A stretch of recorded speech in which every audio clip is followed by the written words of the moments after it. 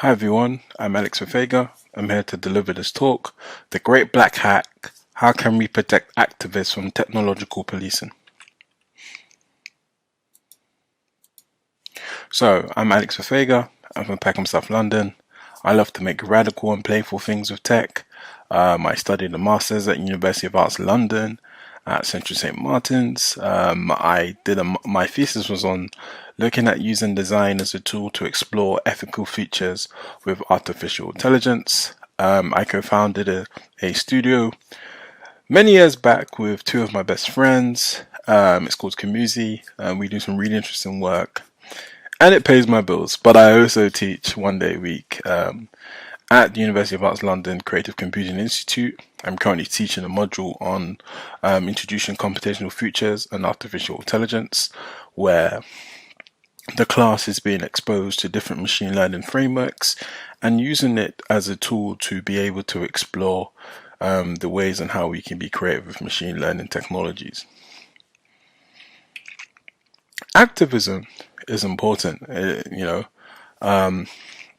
I've very much been inspired by activism, especially being a black person. I was inspired by some of the initial, actions by the Black Panthers in America, and also by the Black Panthers Party, who actually were here in the UK. It's really interesting, with the events that are going on in the world, that sometimes it feels like these things in the UK don't happen. There's this gloss on some of Britain's history in terms of the treatment of black people, and for these individuals here who are able to fight against police brutalism, fight against a lot of things, has provided loads of opportunities that now me myself down the line can benefit. So even myself back in 2016, I took part in the Black Lives Matter protest then. I didn't take part in it in the recent one, just obviously due to what's going on in the world right now. But these things are super, super important. This is the vehicle where communities can come together and show that resilience and show that resistance, But there's been an interesting thing, right? There's an interesting thing that is changing right now, which is quite uncomfortable. I work with technology. I work with, facial recognition models to create some wonderful experiences. But one of the things I always say to my students, right, is the same ML models we're going to use for creative purposes are the same ML models that are going to do harm. And so, as you can see down the screen, I've got a number of slides of just things in the world, like, did you protest recently? Your face might be in a database. Cops in Miami and New York City arrest protesters from facial recognition matches. Or we have defund facial recognition. I am a second generation black activist and I'm tired of being spied on by the police. As global protests happen, facial recognition technologies must be banned. Or an article that I saw, activists turn facial recognition tools against the police. And it says, we're now approaching the technological threshold where the little guys can do it to the big guys, one researcher said. And that's kind of where that quote there is kind of the angle that I'm going to come with this talk. And obviously that title of The Great Black Hack, I always say this about computers and working with technology in this world of talking about artificial intelligence, and it's the way how it's framed a lot of the times is that computers are these omnipotent, intelligent entities that know it all. And I've always had this notions that computers are stupid. They just make our human mistakes faster. This was something from a while back ago when I was teaching, I think 2019. I remember teaching, this is a face recognition model. This model I think it's MobileNet. I'm going to believe it's MobileNet. Forgive me. And one of my students of South Asian descent places a hand in the shape of a gun, or gun fingers. Her skin is quite brown, and she's got, metallic rings and a finger. And it was really interesting for me at the time because I was like, hold on, how did it detect this was a 6 revolver gun? What was those, where did it discover this from? How did the model be able to predict that? That was probably one of the few things the model at the time predicted really well. And so I had to go look back into the past and try to understand how the machine learning model is kind of compiled together. I didn't actually have I didn't have no slides today on the machine learning part. I actually took it out because I wanted to make this talk a bit shorter. But if you think of it, for a machine learning model to be able to make a prediction, that's what learning models do. They make predictions. They need to be trained on data. They need data. They need to be fed data. You need to give a model data in order for you to ask the model to do something for it to make a prediction. In the context of the image on the screen, the model's made this prediction that this person, or the model made a prediction that this person who's made as gun fingers is framed as a revolver 6-gun 6 shooter. So the first question I ask myself is, what is the data that has been used to train this machine learning model that's obviously recognizing this gun finger? How did it come to this conclusion? And what I found out, right, was that, the machine learning model is trained off images that was found on the internet. And these images on the internet may have been tagged in particular ways.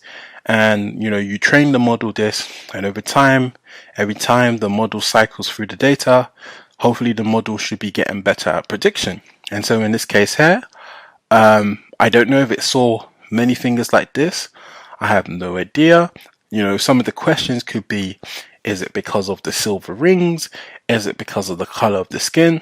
These are the things that open up the door to research. But it also is some of the things that intrigues me into the next thing that I want to talk about, bias in AI systems. We as human beings, we constantly analyze the world around us. We see, label, and make predictions and recognize patterns. And that's where bias can creep in, right? We talk about this in the context of facial recognition technologies, and there have been a lot of work already or by researchers who've been trying to, make arguments and why, machine learning technology should not be used in law enforcement. One of the stories I have is a story that I kind of based my master's thesis on, really. It was a story of a young lady in Florida. She was somebody that has got in trouble in police a number of times, and she got arrested. And this time round, in the state, in the criminal justice system in the state of Florida, they had got a new technology, a new software called Compass, and Compass has framed itself as this tool where it would be able to assess it would be able to assess how likely somebody was most likely going to reoffend.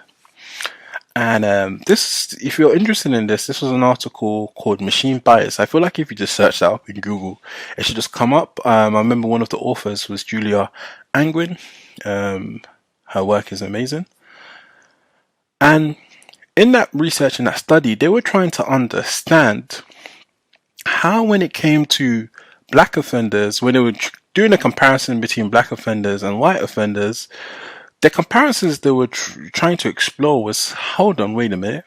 How is this individual who has, maybe this is their first offense, versus comparing that with somebody who was a seasoned, maybe what I would call a seasoned criminal. The seasoned criminal was seen as most likely to reoffend, while this young black individual, who probably is their first time, was seen as most likely to reoffend. And a lot of the times in those conversations, people blame the algorithm. They say, oh no, it's the algorithm that did that. And, working with algorithms for a long period of time, algorithms are designed to achieve a task at hand that is meant to achieve. The algorithm did the task. It made a prediction. It's made its prediction because it's been fed some data. Where does that data come from? And in the case of that particular project, the data for the algorithm to make those predictions, it came from a questionnaire. And you had on this questionnaire, you were told to ask some questions, and in the questions, you would give it you based on the questions. Certain questions would be like, how many of your friends have been to prison? I'm trying to think in my head if there's any more. That was a popular one. Or like, have you ever been to prison yourself? Or is your mum and dad married? Like particular questions which might not necessarily be linked to, that asks you, are you black or are you white? But if you were to do social studies or, look at that context of that questionnaire, right? It's trying to build a profile of an individual through those questions. And the model has been trained on previous survey answers, and this model generates that. And so that leads me to this definition of bias in AI systems. And bias occurs in AI systems when they reflect human biases held by the people involved in coding, collecting, selecting, or using data to train the algorithms that power the AI. And so that's how I define bias. And when we bring it back to, protest environments, right? We've already been aware, as black people, we were policed before technology. We've been policed for a long time. Now technology just enables us to do that faster. Now we can do that at mass scale. Now it isn't no longer. And it's even worse because now it ain't just me where it's like IC3, black guy, tall, dreadlocks, locks, and in that case, it's now Alex Fefegha.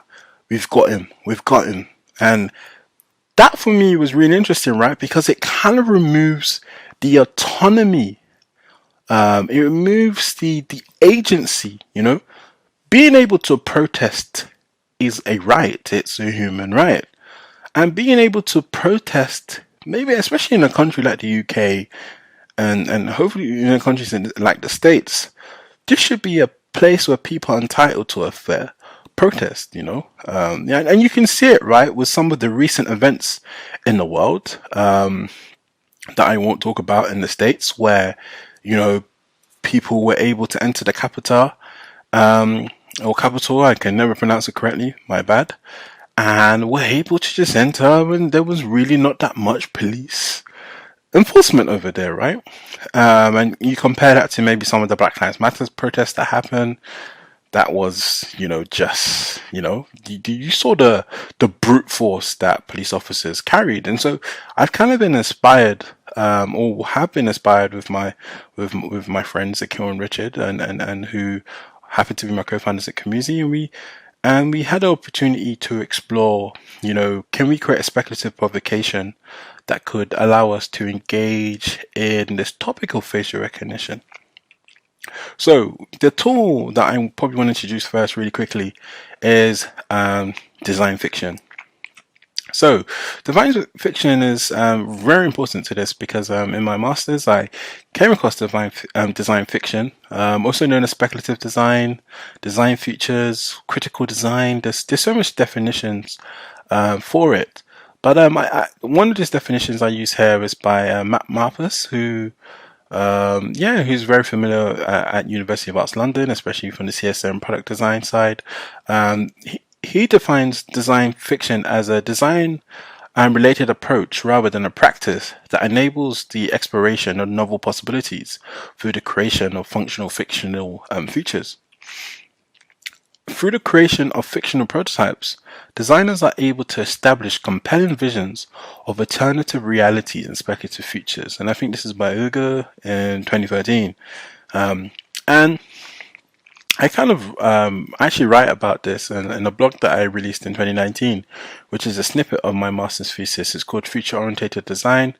Definitely do have a read. And one of the key things I talk in future-orientated design was kind of taken from, when you think of speculative design and design fiction, this tends to be one of the more famous, literatures or books that gets cited a lot. Speculative Everything, written by Anthony Dunn and Fiona Raby, who are initially at the Royal College of Art and I think they have moved on to Parsons School of Design.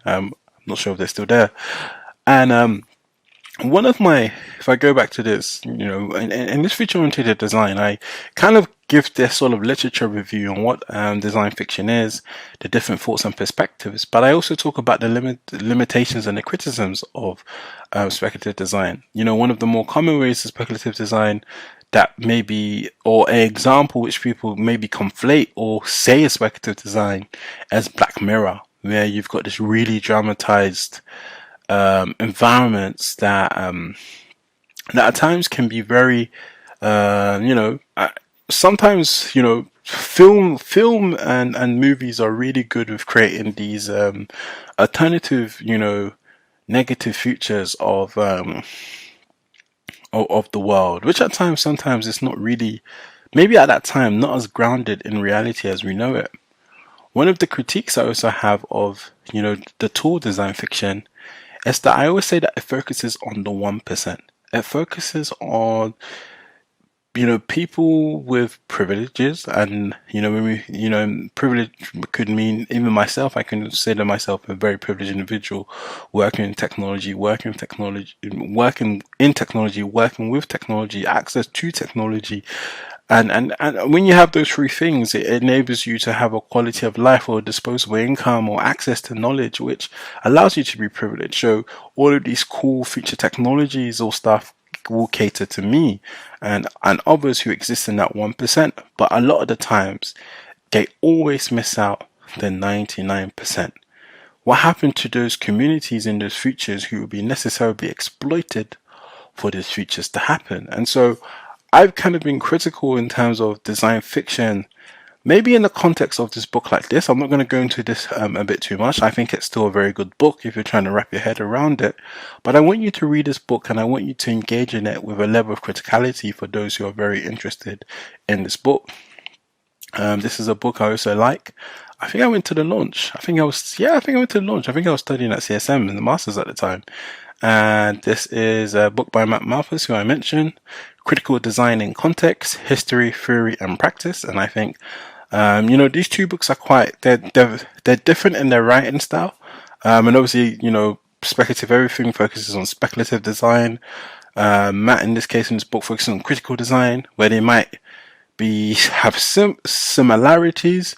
I don't think these books don't sing from a similar hymn sheet, and I think they're two good books. And they're probably more, but these are the books I could remember off my head that definitely helped me a lot when I was exploring this space. And the other area or technique I want to introduce us to, which is important to this project, is called adversarial machine learning. And so it's simply a technique focused on fooling machine learning models, and it's simply, we could call it optical illusions for machines. And so the project we have here is called The Invisible Mask. And that was quite, and this is what I call a speculative provocation exploring the attack on human agency and autonomy by facial recognition technologies. This is, at this period of time, the Invisible Mask is a baseball cap. It's actually built off this same very baseball cap. We ordered it from Amazon, and it had like a pack of caps on Amazon, and we decided to create the Invisible Mask. And the concept of the Invisible Mask is based on this academic paper here, which was really interesting. When I first came across the paper, it was when Mozilla commissioned us to be able to explore like a provocation for the 2019 Mozilla festival.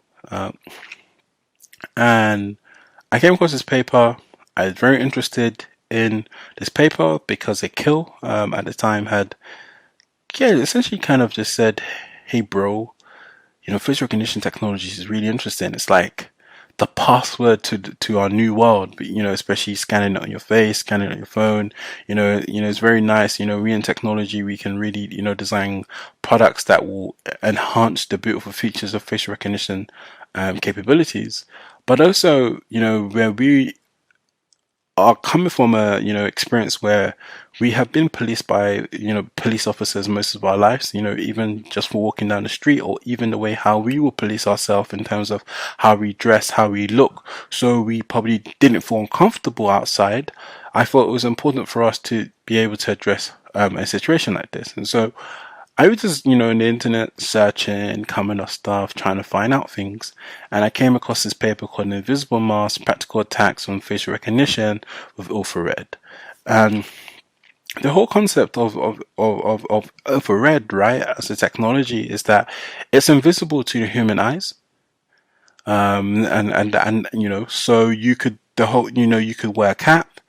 And the whole theory is that, infrared light will emit at particular parts of your face.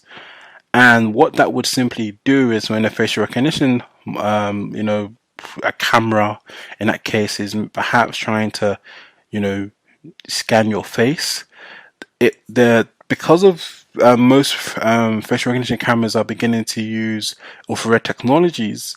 The whole concept is you fight infrared with infrared. That's the concept behind the invisible mask. When I read this paper, I genuinely thought it was like, wow, these are interesting researchers who were, I don't know, just, researching interesting things.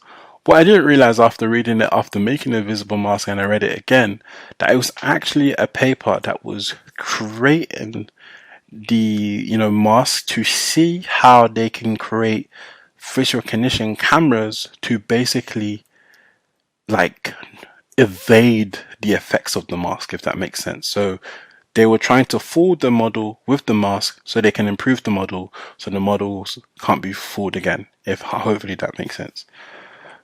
And this takes me into a world of projects. I definitely weren't the first person to try to explore how to evade facial recognition systems. When I started this project and shared it with people, a project that came up to me a lot was CV Dazzle by the artist Adam Harvey.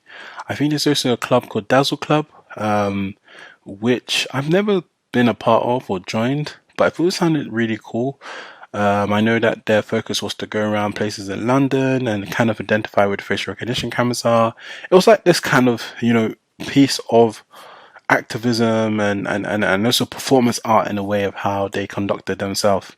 I'm not sure if it's still been going due to, the effects of the pandemic, but they're really interesting if you're interested to try them out. There was Hyperface as well by the artist Adam Harvey and the artist Hyphen Labs, who I'm very grateful to share a creative studio with.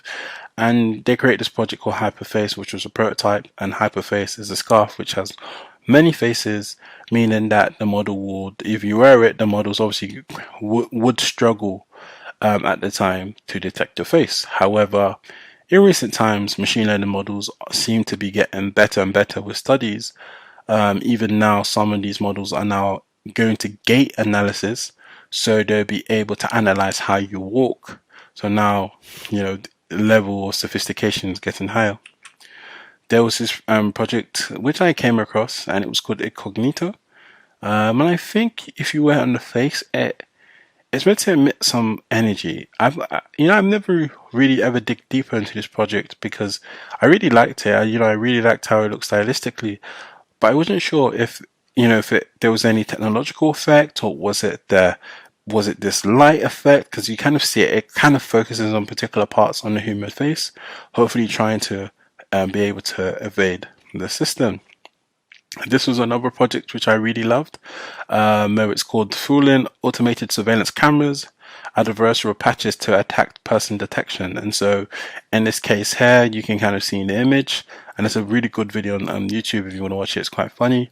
The individual of the patch cannot be detected by the facial recognition detector, while the person who's not wearing the patch is detected. And so so it's a really interesting project. So there has been people who have been exploring this area in different ways.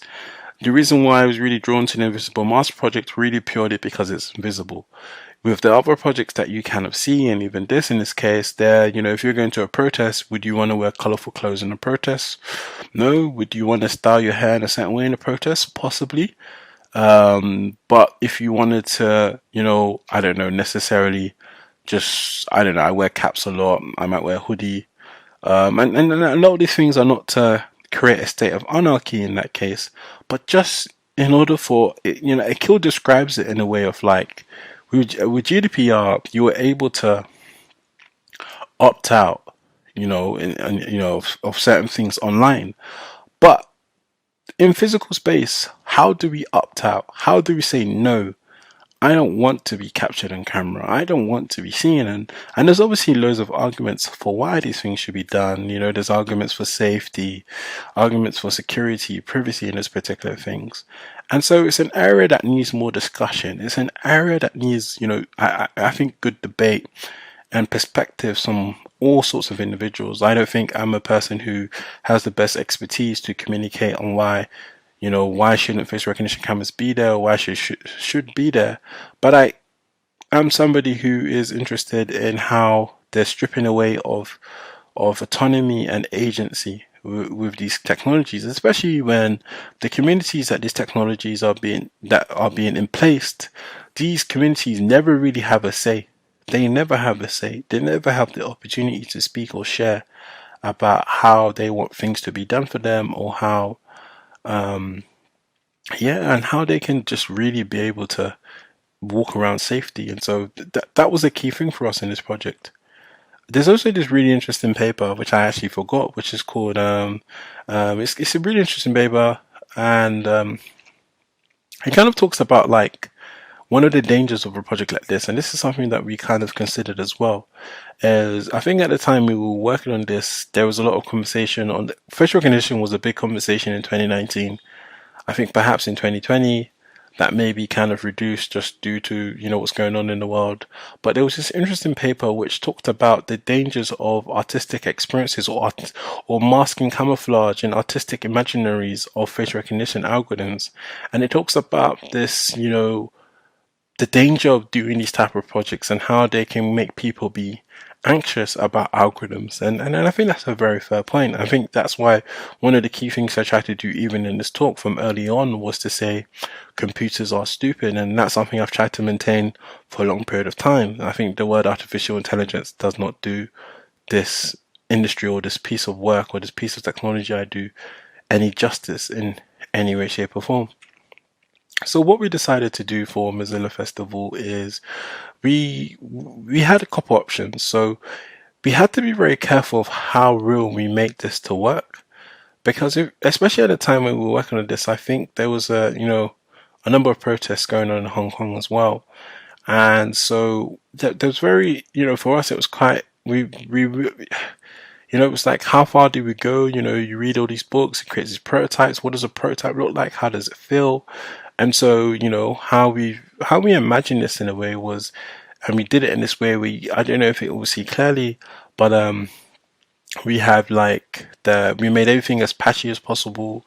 We still left the wiring at the back. We still left the infrared camera this way, because the whole idea of the whole concept of the experience was like, this was somebody in the community who had hacked together this in this future. Well, really and truly, it was how far in the future. I didn't even mention that with design fiction, there's obviously this concept of futures and how far in the futures and what's possible, what's probable, what's likely, what's not, all of those things.